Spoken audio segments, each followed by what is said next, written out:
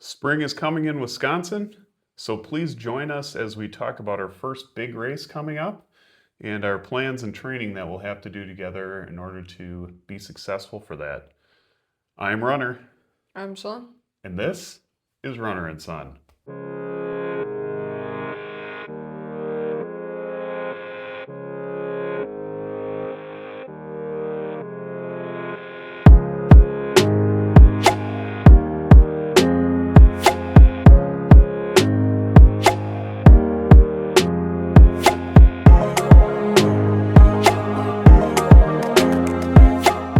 Welcome back. Spring is here. Snow is coming. Snow is melting. We're in that sort of transitional period right now, but we're working towards our big goals that we talked about earlier. Just a quick reminder, mine is going to be running a 100-miler, my first 100-miler, being paced by my son. So that's coming up in about 3 months. It's actually less than 3 months. And Alex, what's your big goal? I'm running my first marathon in August, so All right. still a couple of months. Still a couple months. You got a little bit longer to go, but you'll also be pacing me 20 miles in my race too. Yes. So those are our big goals. So what are we going to do to start ramping up our game here in order to be successful in those big goals?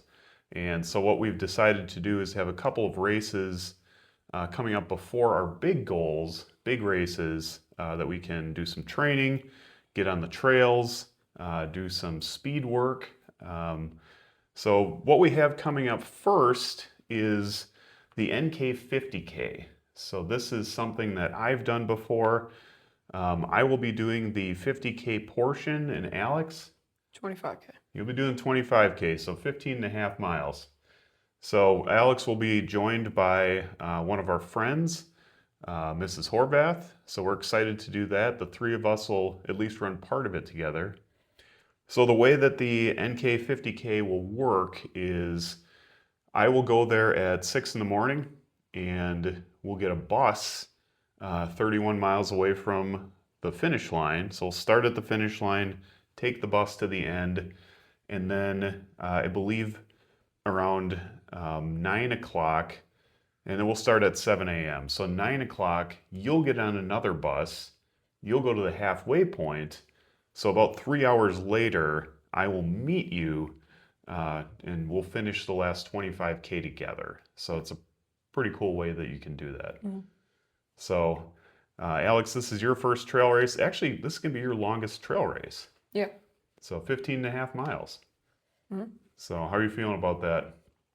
I had a pretty good half marathon last weekend.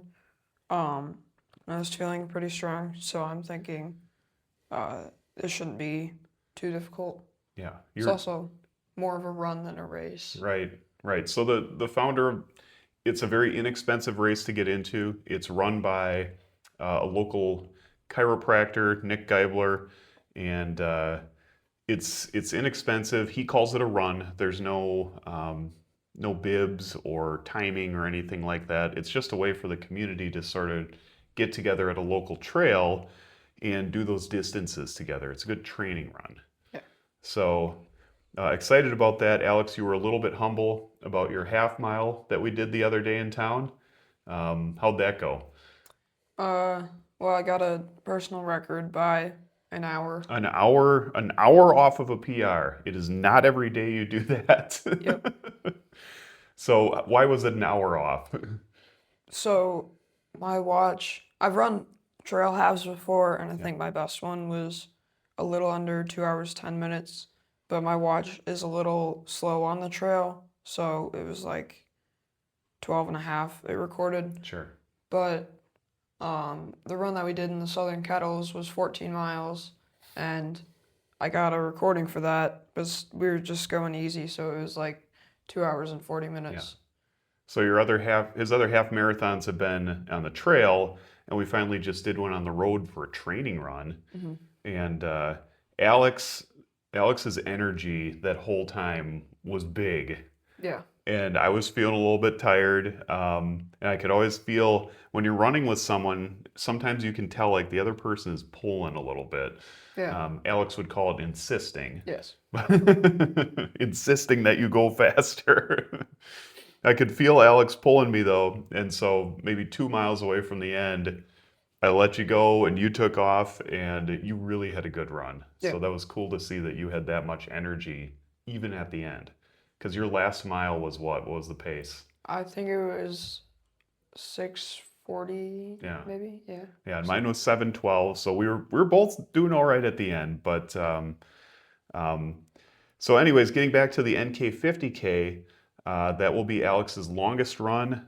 It'll be on some pretty demanding trail, and there's sort of a misconception about Wisconsin flatlands, rolling hills. You know, you think about farmland with lots of cows on it and things like that. Hmm.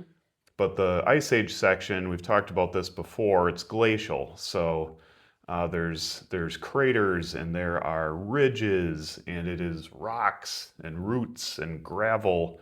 And it's actually some pretty intense trail.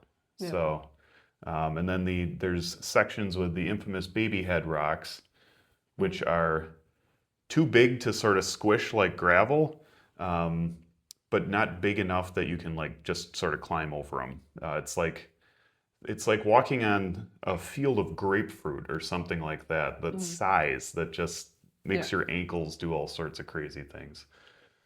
But it's neat trail, right? Yeah. It's pretty beautiful out there in the woods. Yeah, I think it's really great in that like you'll be running along and then maybe doing a little climbing here and there, and then all of a sudden you're like up on this 200-foot Right, ridge, right. and it's like really cool to look over everything and just Yeah. You climb and climb, and then you look back and you're like, wow, I didn't realize how high how up we Yeah. are right now. So, NK50K, I'll meet Alex at the halfway point.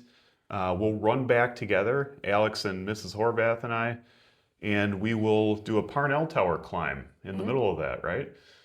Yep. And at the top, we have to retrieve a Lego brick to bring to the end to prove that we did that little loop. And climbed up the tower. And climbed up the tower. Yep. So that's fun for sore legs when you're climbing the tower for me, it's probably going to be mile 25 or something like that. For you guys, mile 10, I think. So there's a couple of aid stations. They basically say, just rely on yourself. We'll have some hydration out there, but you know, for the price that you pay, it is a great bargain, and I'm really looking forward to that. So, in order to get ready for that, it's been a little challenging lately, right? So we had a really great run. If you check out our last episode for a road trip, we had a really great trip to the Southern Kettles, to the 100-mile race course. 60 degrees out, right? That was pretty wild. The next weekend, it was also quite warm. Once again, 50s, and I had a great another 17-mile run in the woods. And then, what happened after that?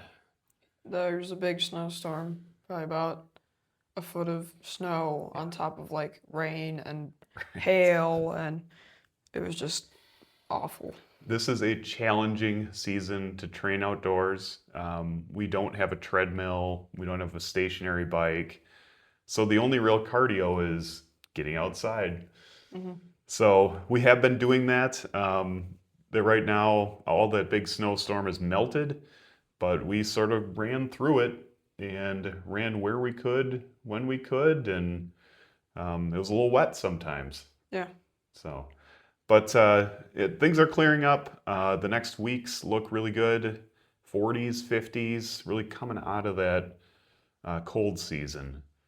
And then tomorrow morning, we're going to be headed down south, right? Yep.